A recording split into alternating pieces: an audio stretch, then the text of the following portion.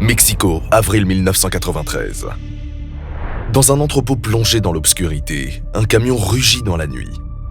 Des hommes chargent soigneusement des cartons de conserve de piment jalapenos.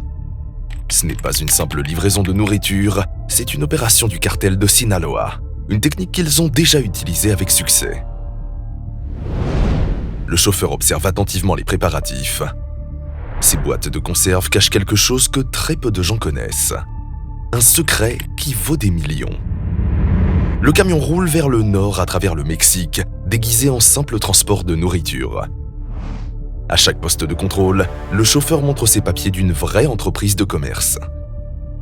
La cargaison arrive finalement à Tecate, une petite ville à 50 km de Tijuana, juste avant la frontière américaine. Tout semble se dérouler comme prévu, jusqu'à ce que les autorités fédérales débarquent soudainement à l'entrepôt pendant le déchargement. À l'intérieur de ces conserves apparemment innocentes, les agents découvrent un chargement stupéfiant. 7,3 tonnes de coke pure, soigneusement emballées et dissimulées au milieu de milliers de boîtes de conserve légitimes.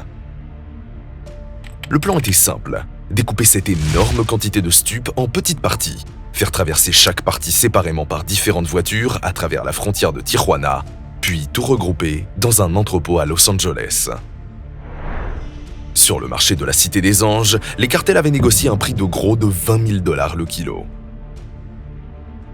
La saisie de ces 7,3 tonnes représentait donc une perte de 146 millions de dollars pour le groupe de Sinaloa et leurs partenaires colombiens. Cette saisie n'était pas anodine.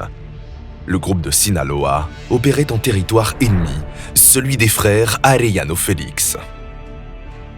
Ces derniers ne contrôlent pas seulement Tijuana, ils y imposent une taxe considérable à tous les trafiquants et étendent progressivement leur emprise sur tout l'État de Basse-Californie.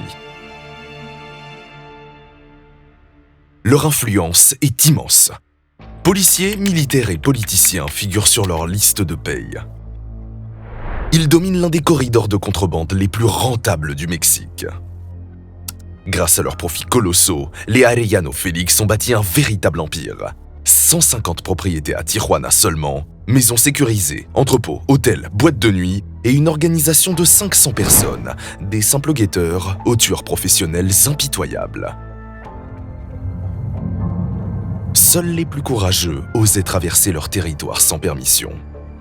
Les hommes de Sinaloa l'ont fait et en ont payé le prix.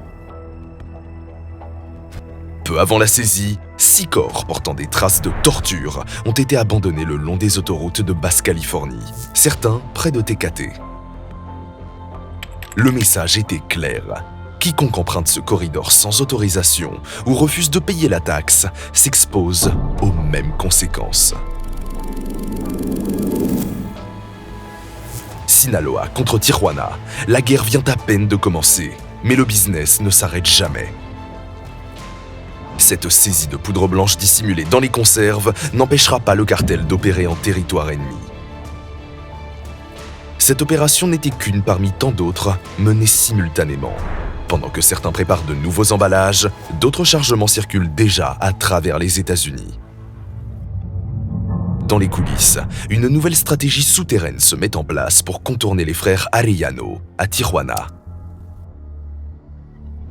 Sinaloa bâtit un empire commercial de plusieurs milliards de dollars qui, loin de s'essouffler, ne fait que prendre son envol.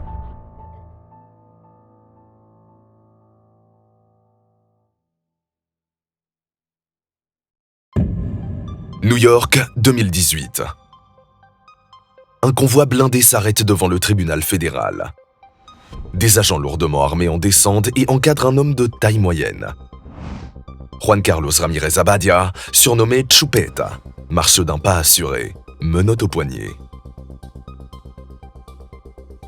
Son regard scrute les alentours avec méfiance, une habitude acquise après des décennies passées à fuir ses ennemis et la justice.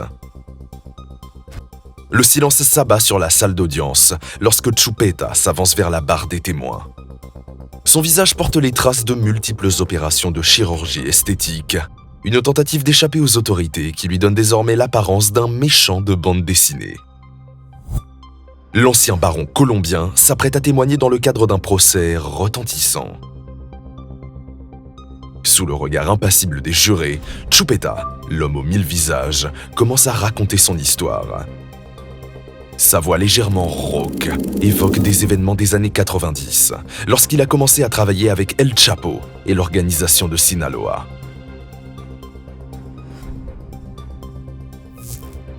J'étais le chef de la mafia colombienne, appelé Cartel Norte del Valle, le cartel du nord de la vallée.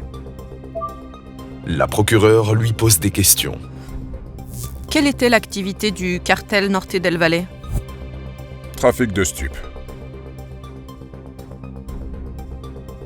Pendant que vous dirigiez le cartel Norte del Valle, combien de personnes ont été exécutées sur vos ordres?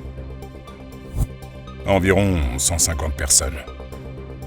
Entre la fin des années 1980 et votre arrestation en 2007, combien de kilos de coke avez-vous transporté vers les États-Unis?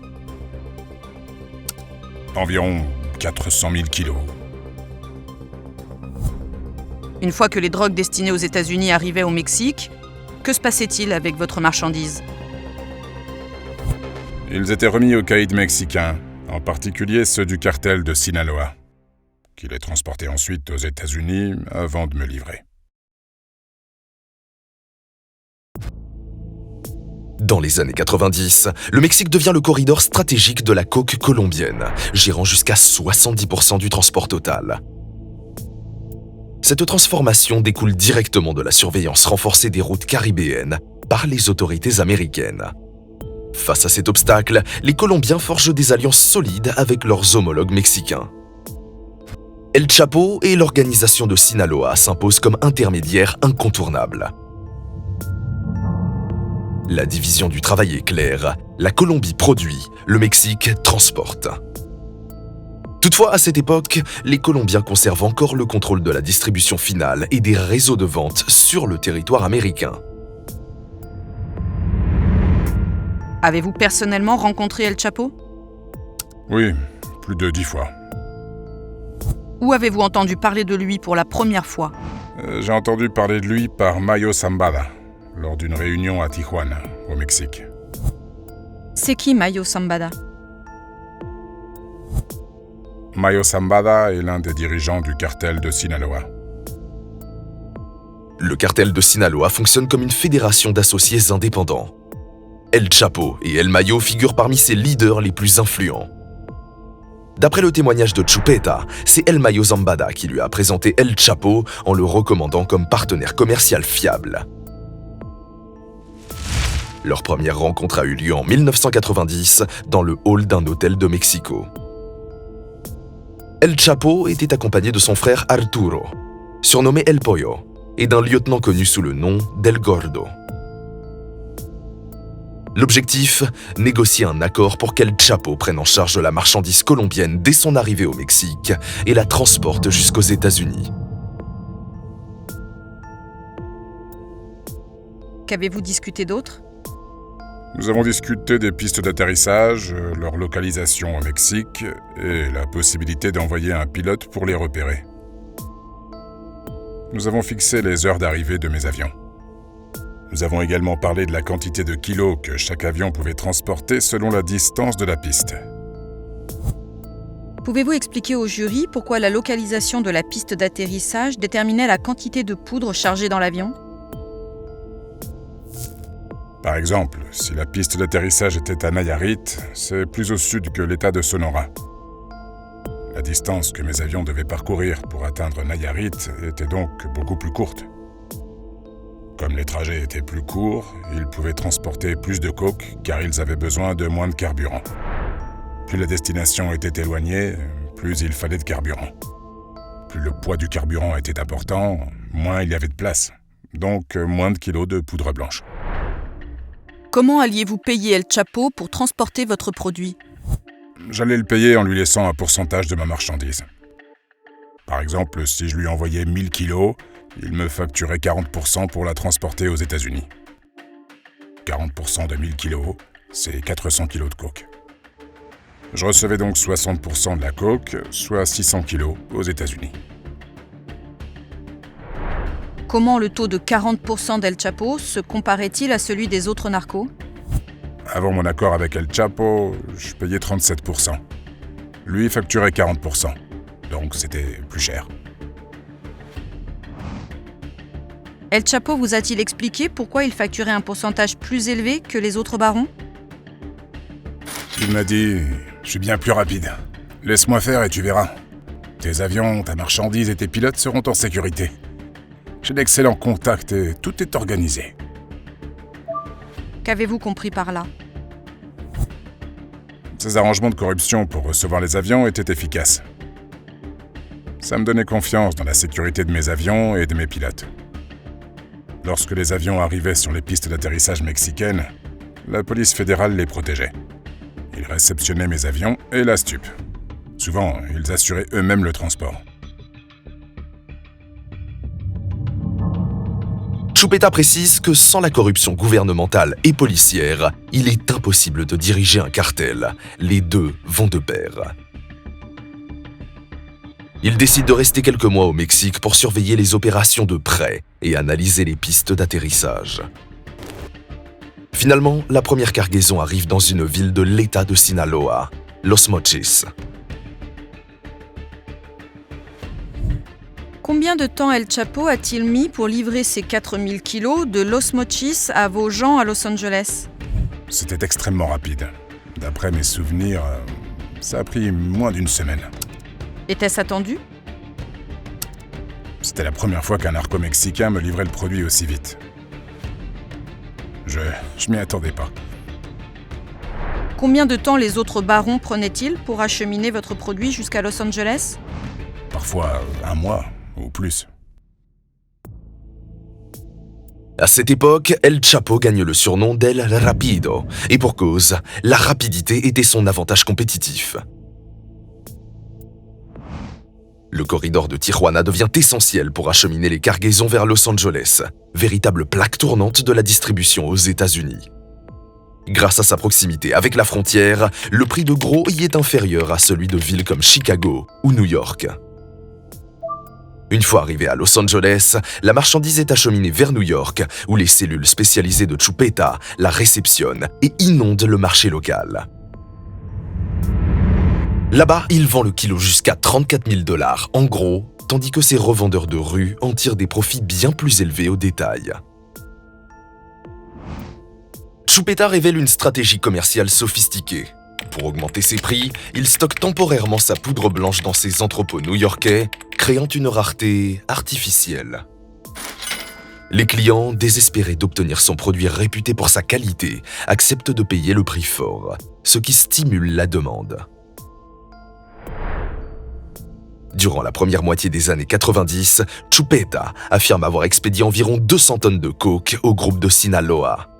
De ce total, 80 à 90 tonnes ont transité par le réseau d'El Chapo.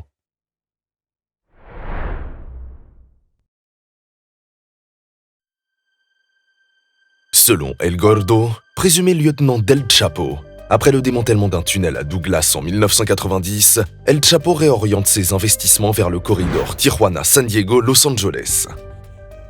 C'est là que naît l'idée ingénieuse, camoufler la poudre blanche dans des conserves de piments jalapeños. El Chapo envisage d'abord d'acquérir directement une usine de piments.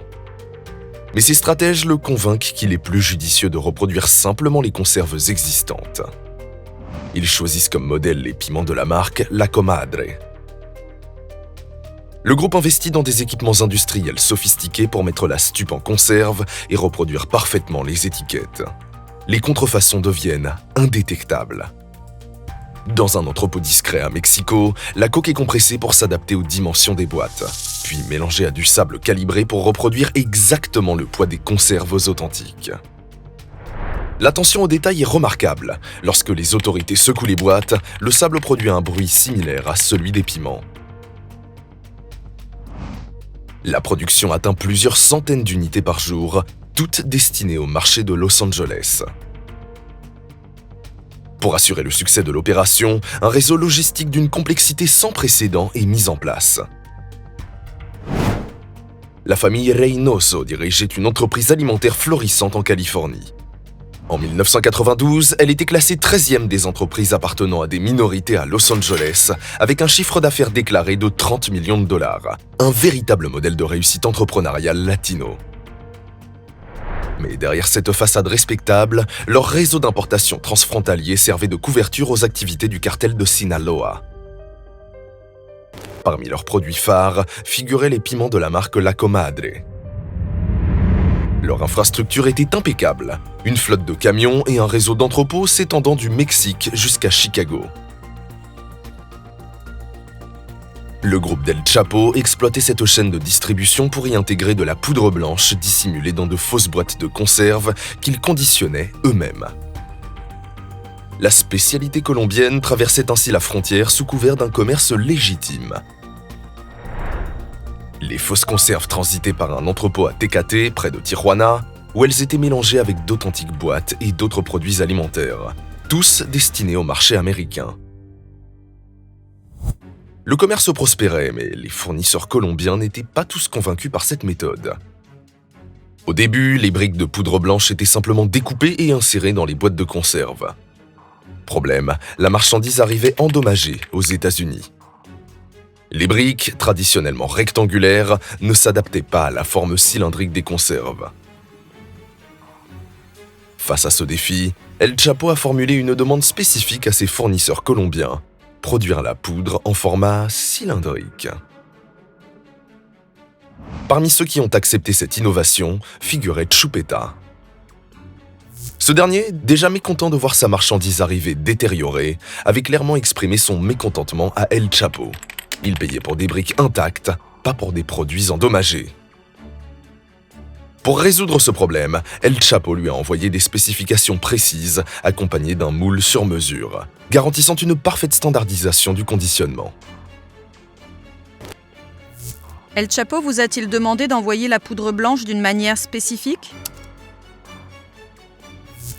Oui, entre 91 et 92, il a fourni un moule à mes hommes.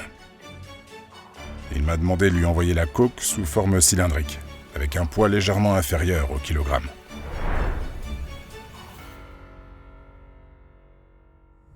Bien que le transport aérien de Chupeta fonctionnait efficacement, la situation évolue. Selon El Gordo, lieutenant d'El Chapo, ce dernier entretient une relation privilégiée avec Calderoni, haut responsable de la police fédérale mexicaine. Ce lien stratégique s'avère crucial à plusieurs reprises. En 1991, lorsque El Pollo, frère d'El Chapo, est arrêté en possession de plus d'1 million de dollars en liquide, Calderoni orchestre personnellement sa libération. Au-delà de cette protection, Calderoni sert d'informateur de premier plan pour l'organisation de Sinaloa. Il les renseigne non seulement sur les enquêtes en cours, mais également sur les activités de leurs rivaux, notamment les frères Arellano Félix de Tijuana. C'est lui qui alerte El Chapo que le gouvernement américain a déployé un système d'interception aérienne dans certains États du Mexique. Il recommande vivement d'abandonner le transport par avion au profit du transport maritime, jugé moins risqué. Selon Chupeta, les opérations aériennes deviennent de plus en plus dangereuses. Ces avions sont régulièrement pris en chasse par les forces aériennes américaines et colombiennes. Les atterrissages, souvent périlleux, compromettent l'intégrité de la marchandise. Face à cette situation critique, les trafiquants repensent leur stratégie logistique. En 1992, ils opèrent une transition majeure vers le transport maritime, utilisant désormais des bateaux de pêche comme couverture. Les arrangements avec El Chapo ont-ils changé ? El Chapo m'a annoncé que sa part passerait désormais à 45% sur la marchandise transportée par bateau. Cette augmentation est due à l'inflation des pots de vin versés aux autorités pour maintenir les activités. Chupeta accepte cette situation, mais El Chapo lui indique qu'il doit consulter ses autres associés. C'est ainsi qu'une visite à la prison est organisée pour recueillir l'avis de celui connu sous le nom d'El Azul. El Azul était un membre du cartel de Sinaloa qui jouait le rôle de parrain. Une figure très respectée des autres barons, dont les opinions comptaient. il servait également de médiateur pour résoudre les conflits entre les chefs du cartel. C'était quelqu'un qui possédait de nombreux contacts, notamment parmi les policiers et politiciens corrompus. Comment êtes-vous arrivé à la prison ? En voiture, accompagné d'un commandant de la police fédérale qui travaillait pour le groupe de Sinaloa. À notre arrivée à la prison, aucune fouille, aucun document demandé, aucun contrôle. Avez-vous observé quelque chose d'inhabituel dans la prison ? El Azul contrôlait la prison. J'y ai vu du whisky, de la marijuana, des armes et de la nourriture en abondance.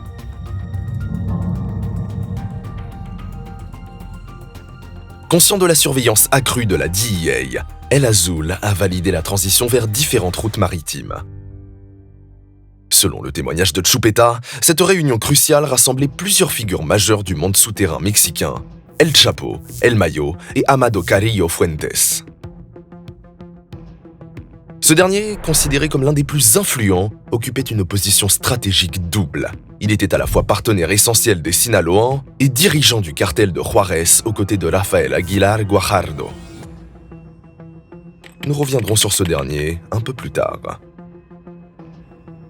Cette alliance complexe illustre parfaitement la structure du groupe de Sinaloa. Bien que chaque dirigeant gère ses propres opérations et poursuive ses intérêts commerciaux spécifiques, ils partagent ressources, personnel et investissements. Le groupe de Sinaloa fonctionne donc non pas sous l'autorité d'un unique chef, mais comme un consortium de plusieurs leaders, chacun apportant son expertise particulière.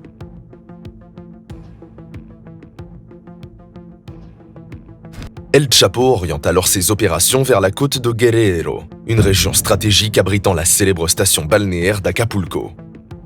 Ce choix n'était pas anodin. Cette zone demeurait sous le contrôle de ses cousins éloignés, les Beltrán Leiva, menés par celui qu'on surnommait El Barbas. Ses alliés de confiance veillent à la réception sécurisée des cargaisons sur la côte avant qu'elles ne soient transportées vers les principaux centres de distribution, notamment Mexico. C'était dans cette capitale que s'effectuait la transformation du produit, notamment l'emballage dans les désormais célèbres conserves de piment. Une fois conditionnée, la marchandise prenait la route vers Tijuana, en passant par Tecate, dernière étape avant son entrée aux États-Unis. Cette période s'avérait particulièrement risquée. Les frères Arellano Félix, qui considéraient Tijuana comme leur territoire exclusif, exigeaient un droit de passage pour toute cargaison traversant leur fief. Tijuana est le port frontalier le plus utilisé et tout le monde en veut une part. Les Arellano insistent sur le fait que le nord-ouest leur appartient et que personne ne peut y opérer sans passer par eux. El Chapo est arrogant, personne ne va lui dire quoi faire. Les Arellano survivent non pas parce qu'ils sont plus intelligents, mais parce qu'ils sont plus violents. Face à ce conflit territorial, El Chapo élabore une solution ingénieuse. Au cœur de son plan, l'entreprise de produits alimentaires de la famille Reynoso. Cette façade légitime vient d'acquérir un entrepôt stratégique pour 1,1 million de dollars à Otay Mesa, une zone industrielle de San Diego située juste après le poste frontière. L'emplacement est parfait. Premier point d'accès aux États-Unis après les contrôles douaniers, idéal pour réceptionner discrètement des marchandises illicites. Le projet officiel ? Transformer l'espace en conserverie. Mais ce n'est que la partie visible de l'opération. Simultanément, El Chapo lance d'importants travaux de rénovation dans un entrepôt du côté mexicain de la frontière à Tijuana, près de l'aéroport.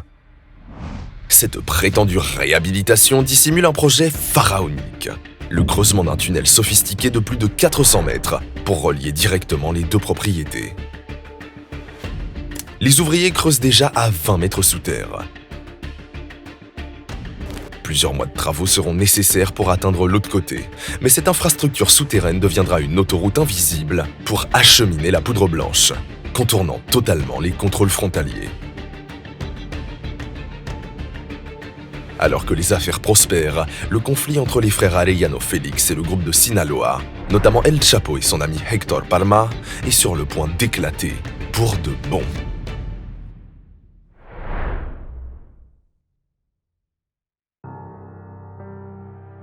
Dans ce milieu, tout le monde se connaît. Chacun sait que les conflits nuisent aux affaires. El Mayo, leader clé de Sinaloa, cherche à éviter toute confrontation avec les frères Arellano Félix de Tijuana. Malgré des années de collaboration, il se retrouve pris entre deux feux. El Chapo d'un côté, les dirigeants de Tijuana de l'autre. Chaque camp rejette la responsabilité des tensions sur l'adversaire. Le problème vient principalement de Ramon, l'un des frères connus pour sa violence imprévisible. Benjamin, le véritable chef, garde davantage les pieds sur terre. Cette dynamique permet l'établissement régulier de trêves temporaires qui apaisent les tensions et laissent prospérer les affaires. Durant cette période, les attaques visent principalement la main-d'œuvre et les collaborateurs de rang inférieur, plutôt que les dirigeants eux-mêmes. Cette stratégie perturbe les opérations de l'adversaire tout en évitant une escalade trop directe qui compromettrait les affaires de tous. Tout change en novembre 1992. Ramon et son équipe se rendent à Guadalajara après avoir localisé El Chapo. Benjamin, son frère, s'inquiète de cette initiative, craignant une escalade du conflit. Mais Ramon, obstiné, n'a qu'une idée en tête: éliminer El Chapo. El Chapo circulait paisiblement dans les rues de Guadalajara à bord de sa voiture noire en début d'après-midi quand un pick-up Ram l'a violemment percuté. Plusieurs hommes armés en sont descendus et ont ouvert le feu sur son véhicule en plein jour. Miraculeusement, El Chapo a réussi à s'échapper. Il affirme avoir reconnu Ramon parmi ses agresseurs. Une fois en sécurité, furieux, il a immédiatement contacté Benjamin pour lui reprocher l'attaque, mais ce dernier a nié toute implication. Vicentillo, le fils d'El Mayo et témoin privilégié de ces rivalités, a écrit dans son journal intime: Après avoir fait la paix, mon père et mon compère Amado Carrillo Fuentes ont appris que Ramon avait tenté de liquider mon compère Chapo. Mon père était furieux de se retrouver pris au milieu de tout ça. Arrive alors l'épisode le plus marquant de cette guerre. Une soirée dans une boîte de nuit à Puerto Vallarta, paradis touristique situé à quelques heures de route de Guadalajara. L'endroit idéal pour prendre des vacances et décompresser. Les hommes de Tijuana s'y étaient justement réfugiés, le temps que la situation se calme à la frontière. D'après le journaliste réputé Blanco Ornelas, c'est El Mayo qui a invité Benjamin et ses frères à une fête dans la zone hôtelière de Puerto Vallarta, malgré une situation extrêmement tendue. Mais à la dernière minute, il les a prévenus qu'un imprévu professionnel l'empêchait de venir.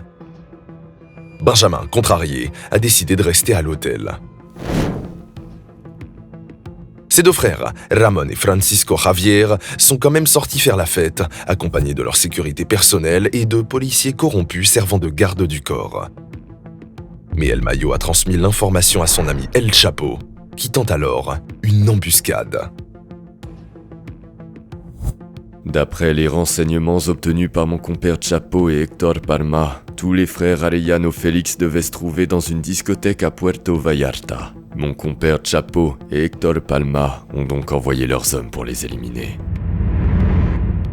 Un commando de 40 hommes débarque à la discothèque. Certains se font passer pour des agents de police afin de neutraliser la sécurité, tandis que d'autres pénètrent directement dans l'établissement.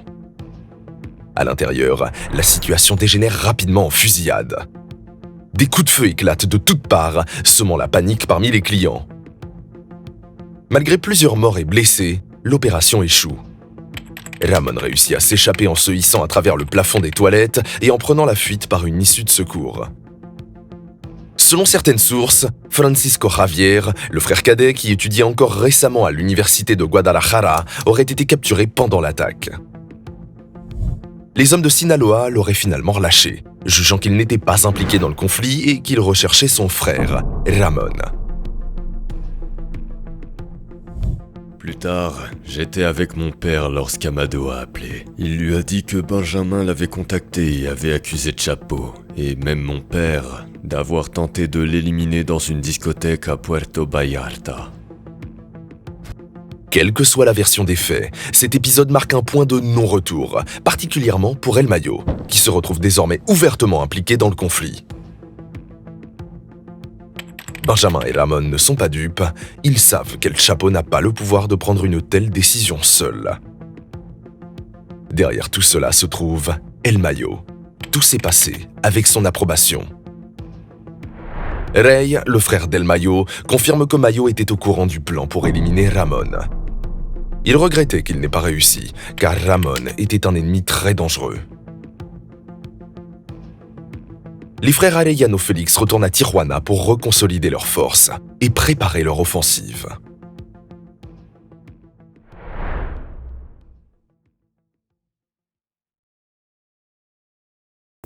À l'est de Tijuana se trouve un autre corridor stratégique, le passage Juárez-El Paso, reliant le Mexique au Texas. L'endroit est idéal. En 1994, plus de 16 millions de véhicules ont traversé le pont entre les deux pays. Moins de 10% subissent des inspections détaillées. Comme l'a décrit un douanier, s'il vérifiait chaque voiture, la file s'étendrait jusqu'à Mexico. Cette plaza, l'une des plus lucratives du Mexique, est contrôlée par Rafael Aguilar Guajardo, qui partage le pouvoir avec Amado. Ce dernier connaît une ascension fulgurante, grâce à ses partenariats avec les cartels de Medellín puis de Cali, propulsant son organisation vers une expansion sans précédent. Amado, trentenaire méticuleux et prudent, privilégie la négociation au conflit. Son approche d'entrepreneur lui a permis de bâtir un vaste réseau de contacts sur plus d'une décennie. Cette réputation lui vaut la confiance de Rafael, qui lui confie la gestion logistique et la réception de la marchandise colombienne. Jusqu'alors, Amado préservait son atout le plus précieux, l'anonymat. Pratiquement inconnu, il se déplace librement en corrompant les hauts fonctionnaires. À l'inverse, Rafael attire tous les projecteurs avec son style extravagant. Il passe son temps sur des yachts à Acapulco et dans des piscines luxueuses. Selon un agent de la DEA, il bénéficie également d'une protection considérable à Juárez. Rafael Aguilar a probablement bien plus de personnes travaillant pour lui que la police n'en dispose. Pendant que ses concurrents transportaient quelques centaines de kilos via des avions légers, Amado opérait à une échelle industrielle. Il acheminait jusqu'à 10 tonnes de poudre blanche en un seul voyage. Il évoluait dans une dimension supérieure. Les immenses cargaisons du cartel de Cali transitaient principalement par sa base stratégique à Juárez. Son partenaire Rafael, satisfait de cette réussite, se reposait désormais sur ses acquis. Amado excellait dans l'art de la diplomatie et de la négociation. Sa stratégie, forger des alliances stratégiques avec divers groupes opérant le long de la frontière, de Juárez jusqu'à Tijuana. Cette approche collaborative offrait des avantages concrets. Elle permettait d'obtenir des tarifs préférentiels auprès des fournisseurs colombiens grâce au pouvoir d'achat collectif. Amado mettait également à disposition sa flotte aérienne impressionnante pour la logistique, créant une situation gagnant-gagnant pour tous les partenaires. Fidèle à sa philosophie de résolution pacifique des conflits, il s'est rendu personnellement à Tijuana pour tenter une médiation entre les frères Arellano Félix et ses amis de Sinaloa.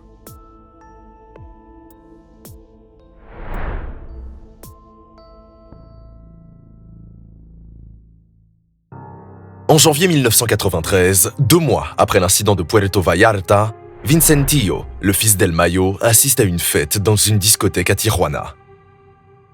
Une réunion s'ensuit avec Benjamin et Amado, qui emmènent Vicentillo avec lui. J'étais là avec mon compère Amado. Il m'a dit que nous allions voir Benjamin parce qu'il y avait déjà un problème entre eux et mon père. Amado m'a indiqué de rester près de lui et de ne pas m'inquiéter. Cette même nuit, nous sommes allés à la réunion avec les Arellano Félix dans l'une de leurs planques. À notre arrivée, beaucoup d'hommes armés étaient présents. Benjamin Arellano nous attendait déjà. Quand Benjamin a salué Amado, il s'est rendu compte que j'étais à ses côtés. Surpris, il m'a demandé « Qu'est-ce que tu fais ici ?» Amado a répondu « Il est avec moi, il ne fait rien ici, il est juste avec moi. » Nous sommes entrés dans la maison. Ils sont allés au salon et je suis resté dans la cuisine. Ramon n'était pas là. Benjamin et Amado m'ont appelé dans le salon.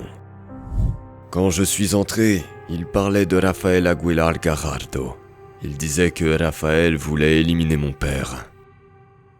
Benjamin a demandé à mon compère de s'allier avec eux, avec les Arellano Félix, pour exécuter El Chapo et mon père. Amado a dit « Je sais que vous avez un problème avec El Chapo, mais vous l'avez cherché. » C'était l'une des raisons pour lesquelles il était là, à Tijuana. Parler au nom de mon père, dire qu'il ne voulait aucun problème et que s'il voulait tuer mon père, il devrait d'abord le tuer lui.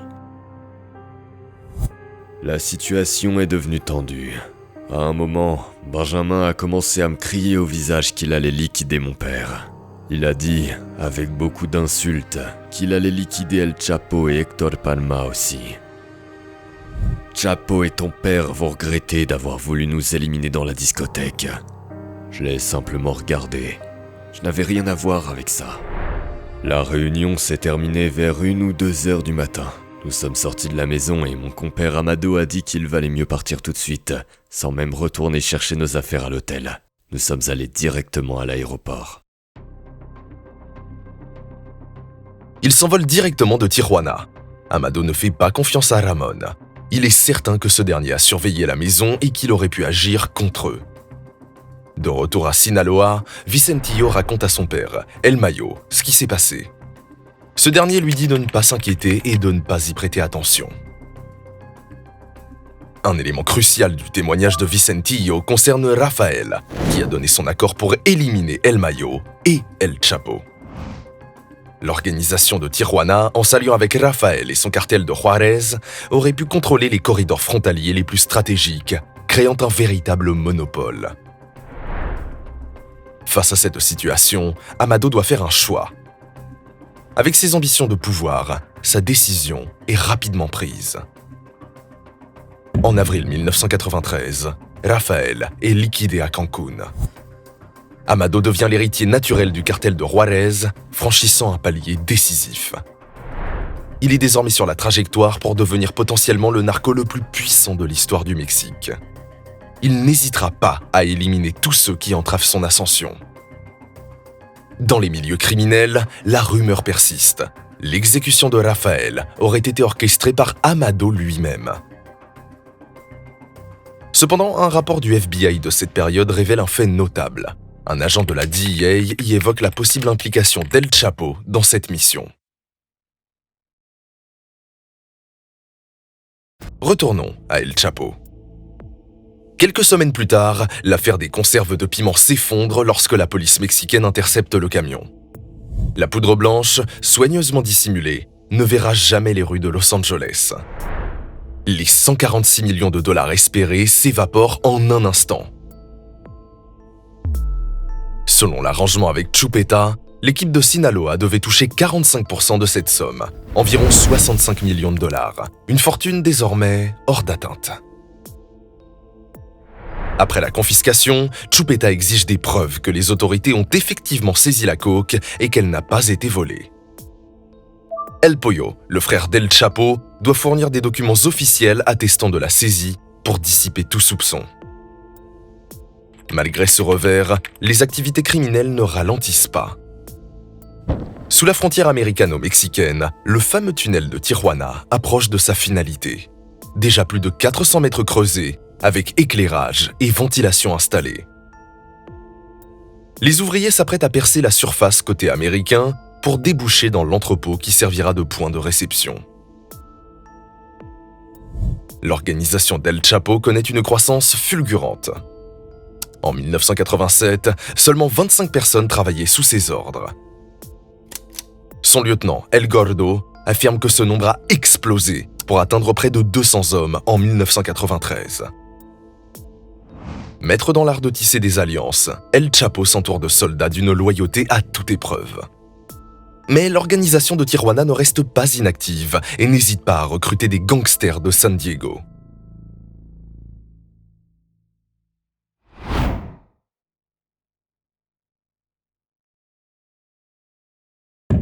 Rappelez-vous de la fusillade à la boîte de nuit de Puerto Vallarta. David Barón, chef des gardes du corps de Ramon, avait fait preuve d'une vigilance remarquable. En remarquant l'arrivée des hommes de Sinaloa déguisés en policiers, il avait immédiatement pressenti le danger. Grâce à sa réaction rapide, Ramon avait pu s'échapper indemne. Cette anticipation s'était avérée cruciale pour la survie de son patron et lui avait permis de gagner sa confiance absolue. Peu après son retour à Tijuana, Benjamin convoque Barón et lui demande de recruter des hommes robustes et fiables pour protéger ses frères et lui. Contrairement à leur habitude d'employer des narcos juniors, ces jeunes issus de familles aisées, les frères Arellano ont cette fois besoin de véritables gangsters aguerris. Pour les trouver, il faut traverser la frontière. Barón a grandi dans les quartiers défavorisés de San Diego, où il est déjà une figure influente au sein d'un gang local. Il mobilise rapidement son réseau et recrute des hommes dans des zones marginalisées comme Logan Heights et Barrio Logan, connus pour leurs gangs de rue. Les membres de ces gangs américains sont immédiatement intégrés comme gardes du corps et tueurs à gages. Ils suivent un entraînement intensif tout en restant en alerte, prêts à capturer les hommes de Sinaloa. Chaque tireur perçoit un salaire hebdomadaire de $500, sans compter les primes substantielles pour chaque mission accomplie. Les tueurs à gages et moi recevions régulièrement une formation au maniement des armes à feu. Cette formation incluait des exercices de tir et de chronométrage. Après chaque session, David Barón et notre instructeur d'armes à feu, un homme du Moyen-Orient, évaluaient et critiquaient nos performances. Ainsi se forme une unité d'intervention à temps plein. C'est un tournant dans l'histoire des cartels mexicains. Pour la première fois, ils recrutent des individus extérieurs uniquement pour leur capacité à la violence, créant une véritable branche armée.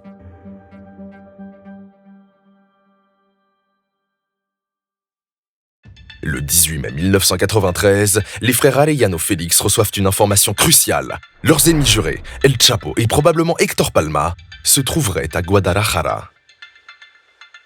L'unité d'intervention de Tijuana se déploie immédiatement pour localiser leurs cibles. Ils établissent un quartier général opérationnel près du centre-ville. Cette planque sert à la fois d'arsenal et de base pour coordonner leurs patrouilles quotidiennes.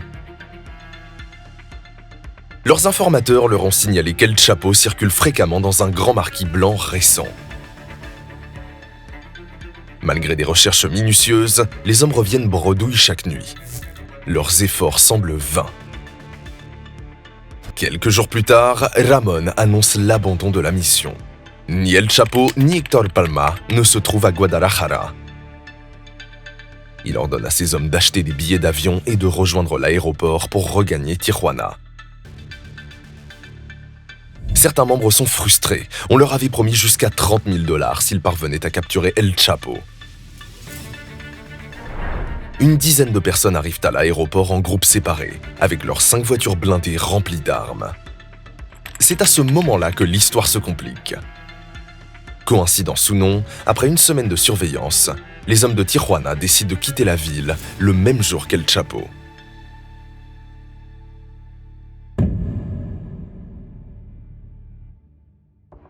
El Chapo arrive à l'aéroport dans une voiture blindée, accompagné de ses gardes du corps. Il veut prendre un vol pour Puerto Vallarta et profiter de la plage. Il se gare près de l'entrée du terminal. Un second véhicule d'escorte se positionne juste derrière. Au moment où il descend de sa voiture, le chaos éclate. Des coups de feu retentissent. Son garde du corps repère plusieurs individus armés qui surgissent de véhicules environnants et ouvrent le feu dans leur direction. La scène ne dure pas plus de 30 secondes. Par instinct de survie, El Chapo se jette au sol et rampe vers l'intérieur de l'aéroport pour échapper aux tirs. Il se faufile jusqu'à la zone des tapis à bagages. De là, lui et son garde du corps atteignent la piste d'atterrissage et s'enfuient à travers champs, profitant de la confusion. Cependant, l'incident ne s'arrête pas là. Non loin du véhicule blindé d'El Chapo, un grand marquis blanc est garé sur le parking avec un passager important à son bord, Monsieur Posadas, cardinal de Guadalajara, figure influente de l'église catholique mexicaine. Ce dernier vient de succomber au tir. Selon cette première version, le procureur général affirme que le cardinal a été victime de tirs croisés entre 2 bandes rivales qui se sont affrontées à l'aéroport de Guadalajara. un incident qui a coûté la vie à 7 personnes au total.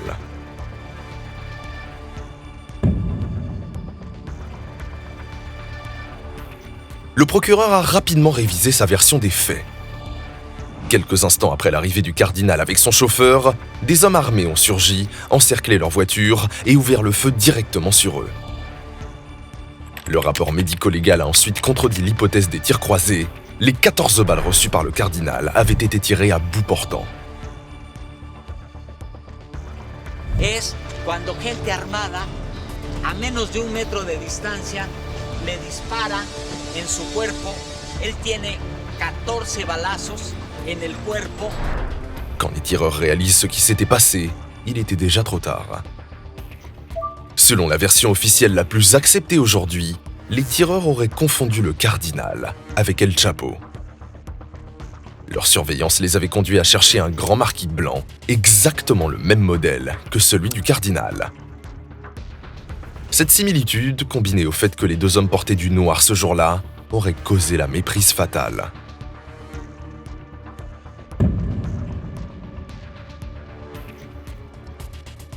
De nombreux dirigeants de l'Église catholique ont rejeté cette théorie. Selon eux, il s'agissait d'un crime d'État délibéré, orchestré par les hautes sphères du gouvernement dans le cadre d'une mission ciblée. Les hauts responsables politiques auraient voulu réduire le cardinal au silence en raison des informations qu'il détenait sur leur corruption et leurs liens avec les cartels. Il aurait été menacé, placé sur écoute et surveillé depuis longtemps. Quelle que soit la vérité, il existe d'innombrables livres, récits et arguments contradictoires.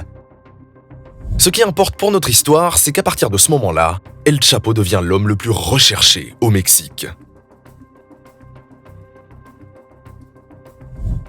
Après la fusillade à l'aéroport, une partie de l'équipe de Tijuana parvient à monter à bord d'un avion de la compagnie Aeroméxico. Malgré la prétendue fermeture de l'aéroport par les autorités, le vol décolle quand même avec 20 minutes de retard. Selon les documents du FBI, les frères Ramon et Francisco Javier Ayerano Félix se trouvent à bord de ce vol à destination de Tijuana, accompagnés de 6 autres hommes, la plupart originaires de San Diego. Une fois atterris, aucun des hommes n'est arrêté. Il semble que des voitures attendaient déjà sur la piste d'atterrissage pour escorter l'équipe.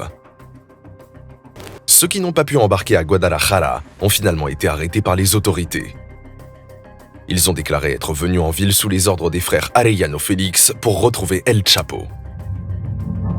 Ils ont aussi témoigné de son implication dans la fusillade et de l'erreur commise concernant le cardinal. L'un des membres de Tijuana a révélé l'emplacement de la planque qui servait de base pour surveiller El Chapo les jours précédents, là où étaient cachées des armes. Des décennies plus tard, El Chapo présente sa version des faits dans une lettre. Il affirme que le gouvernement mexicain a fait de lui le bouc émissaire idéal pour la liquidation du cardinal. Selon lui, il partait simplement en vacances à Puerto Vallarta lorsqu'il s'est retrouvé involontairement au cœur d'une fusillade. Après avoir garé son véhicule à l'aéroport, il sortait ses bagages du coffre quand les tirs ont éclaté. Pris de panique, il a immédiatement cherché refuge, abandonnant dans sa fuite ses effets personnels et ses papiers d'identité. Les autorités ont profité de la situation. Elles ont utilisé ces papiers abandonnés pour l'accuser et fournir rapidement un coupable au public. Jusqu'à ce moment, le grand public mexicain ignorait pratiquement l'existence d'El Chapo. Il était apparu dans quelques faits divers, mais rien de significatif. Du jour au lendemain, son visage s'affiche quotidiennement à la télévision et dans les journaux du pays entier, marquant le début de sa notoriété. Bien que les autorités poursuivaient plusieurs suspects, c'est l'image d'El Chapo qui était particulièrement amplifiée par les gouvernements américains et mexicains. Elle devient si omniprésente que l'opinion publique exige son arrestation immédiate, s'étonnant qu'il soit encore en liberté. El Chapo affirme être devenu en un temps record l'ennemi public numéro 1.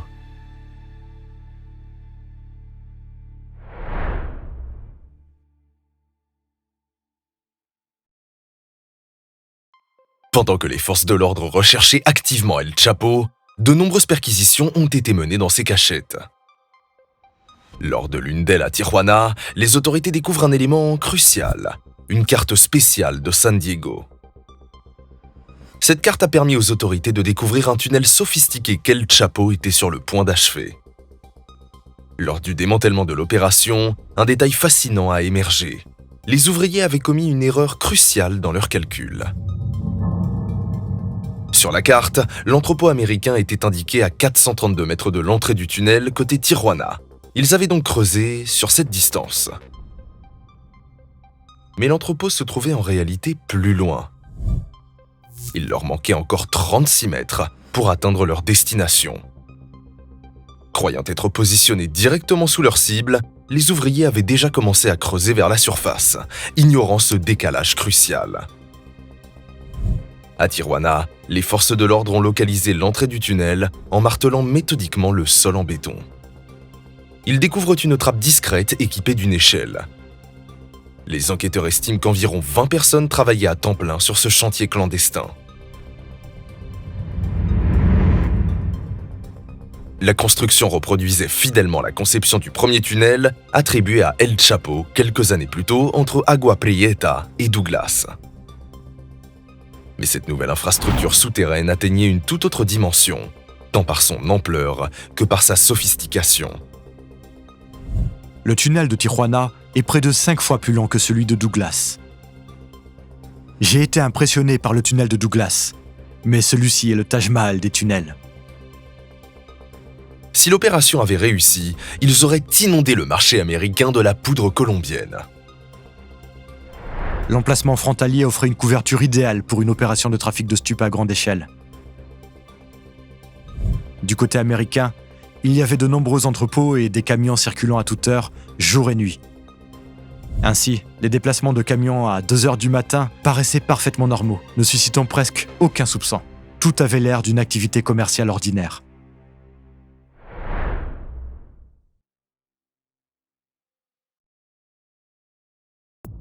Un mois avant la fusillade à l'aéroport de Guadalajara, El Chapo tentait d'établir un nouveau point stratégique pour son organisation au Salvador. Il y arrive, en avril 1993, pour développer une base logistique destinée à faciliter le transport des cargaisons depuis la Colombie. Pendant son séjour, El Chapo mène plusieurs réunions avec des contacts locaux pour mettre en place son réseau. Il ignore cependant que certaines de ces personnes sont en réalité des agents salvadoriens infiltrés, chargés de surveiller ses mouvements. Dans un bar local, ces agents réussissent même à photographier El Chapo en train de profiter de la vie dans une ambiance détendue, documentant ainsi sa présence dans le pays. El Chapo n'est pas resté longtemps au Salvador. Après avoir rapidement mis en place son réseau, il retourne au Mexique. Pendant ce temps, les autorités salvadoriennes, en étroite collaboration avec la DEA, assemblent méthodiquement les éléments du dossier. Leur stratégie est claire, l'arrêter en flagrant délit lors de sa prochaine visite, quand il viendra réceptionner une cargaison colombienne, puis l'extrader vers les États-Unis. Ces plans ne se concrétiseront jamais. Après la fusillade de Guadalajara, la situation au Mexique devient extrêmement dangereuse pour El Chapo. Le gouvernement mexicain, sous pression internationale, redouble d'efforts pour l'appréhender et afficher des résultats concrets. El Chapo se réfugie alors au Guatemala, où il a versé d'importants pots de vin pour garantir sa protection. Malgré ces précautions, ses jours sont comptés. Empieza a usar tarjetas de débito y bueno, se va ratificando que va rumbo al sur, va a cruzar la frontera. Sabíamos en qué vehículos estaban desplazando, de cuántos venían, todos los vehículos venían armados. Guzmán se hospedó en un hotel de la ciudad. Pérez montó una operación para su captura al enterarse de que se dirigía al Salvador. Les autorités établissent un poste de contrôle stratégique et procèdent à son arrestation le 9 juin 1993. Fait notable, ni El Chapo ni ses gardes du corps n'opposent la moindre résistance. Sa réaction reste remarquablement posée. Il ne manifeste ni peur, ni nervosité, ni agressivité. Dans une tentative désespérée de négocier sa liberté, El Chapo révèle qu'il se dirige vers le Salvador pour récupérer une importante cargaison dans un port local. Cette confession stratégique ne suffit toutefois pas à convaincre les autorités guatémaltèques, qui le remettent finalement aux autorités mexicaines. Malgré leur déception de ne pas avoir capturé El Chapo, les autorités salvadoriennes mènent le lendemain une opération qui aboutit à la destruction de près de 6 tonnes de poudre blanche et au démantèlement de son réseau. Cette enquête génère plusieurs pistes qui permettront ultérieurement de consolider des dossiers contre certains membres du cercle d'El Chapo. C'est notamment le cas de son lieutenant El Gordo, arrêté des années plus tard, qui deviendra témoin sous protection judiciaire.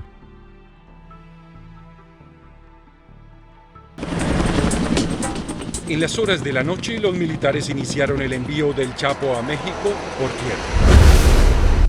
Revenons à El Chapo. Il atterrit au Mexique et est immédiatement transféré en prison. ¿Pero usted se dedica a las drogas? ¿A qué se dedica? Yo soy agricultor. ¿Oficial? Maíz, frijol. Maíz y frijol. ¿Para qué quiere las armas? Présenté aux caméras du monde entier, sa chance ne l'abandonne pas. Il sait déjà qu'il reviendra. El Chapo savait s'entourer des bonnes personnes. Son frère Arturo El Pollo et ses cousins éloignés Beltrán Leiva, dont El Barbas, prennent la relève de ses affaires.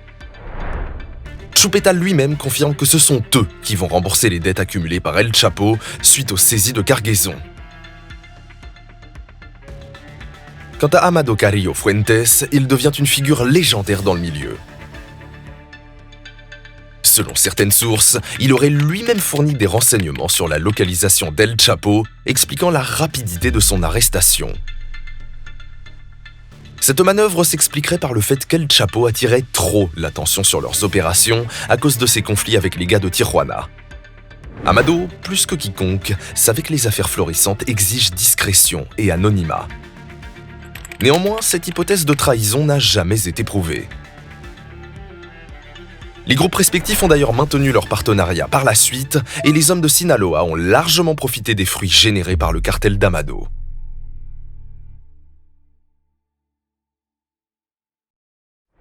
Durant la même période, un événement important se produit. Un mandat d'arrêt est émis contre Calderoni, le haut responsable policier corrompu. Il anticipe la situation et fait ses bagages. Direction les États-Unis, où il est néanmoins arrêté par Interpol et le FBI. Bien que soumis à une procédure d'extradition vers le Mexique, il obtient un permis de résidence au Texas et devient un protégé de la DEA, qui utilise ses informations dans plusieurs procès. Calderoni se consacre alors à divulguer des détails sur les cartels et leurs alliances gouvernementales, accusant directement le président de l'époque de complicité et de protection envers les narcos. Il trahit trop de personnes et s'attire une longue liste d'ennemis. Dans le milieu, la trahison se paye toujours et elle se paye très cher. On dit qu'il a parlé quand il aurait dû se taire. Le 5 février 2003, à McAllen, au Texas, il est liquidé à bord de sa Mercedes en sortant d'un rendez-vous avec son avocat. Dans ce milieu, personne n'est épargné. Les frères Arellano vont bientôt le comprendre.